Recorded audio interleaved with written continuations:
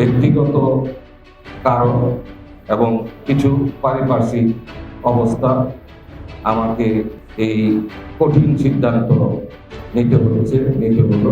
নির্বাচন থেকে সরে দাঁড়ানোর ঘোষণার ৩ দিন পর তা প্রত্যাহার করে নিয়েছেন নারায়ণগঞ্জ ৫ আসনের বিএনপি মনোনীত প্রার্থী মাসুদুজ্জামান।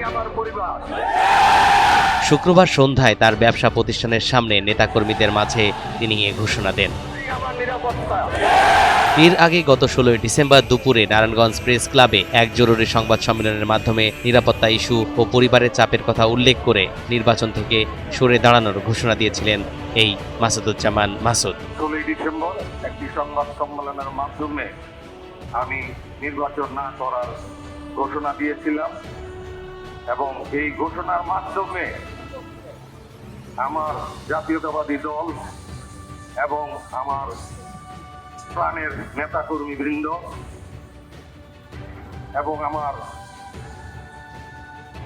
প্রিয় ভারপ্রাপ্ত চেয়ারম্যান জনাব তারেক রহমান এবং স্থায়ী কমিটির নেতৃবৃন্দ এবং সারা দেশের জাতীয়তাবাদী দল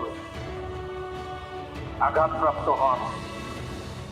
আমি তাদের সবার কাছে নিঃশর্ত ক্ষমা প্রার্থনা করছি। ব্যক্তির চেয়ে দল বড়, দলের চেয়ে দেশ বড়।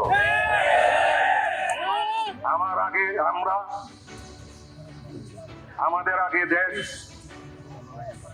ক্ষমতার আগে জনতা, সবার আগে বাংলাদেশ। আমি পুনরায় ব্যক্ত করতে চাই যে এই ভালোবাসা আপনাদের মাধ্যমে আমি পেয়েছি,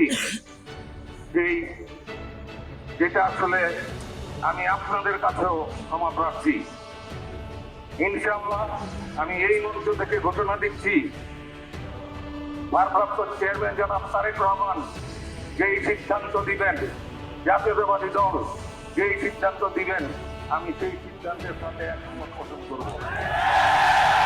তবে তার এমন ঘোষণার পর থেকে সিদ্ধান্ত প্রত্যাহারের দাবিতে বিএনপি ও অঙ্গ সংগঠনের নেতাকর্মীরা টানা কয়েকদিন ধরে বিক্ষোভ করেন।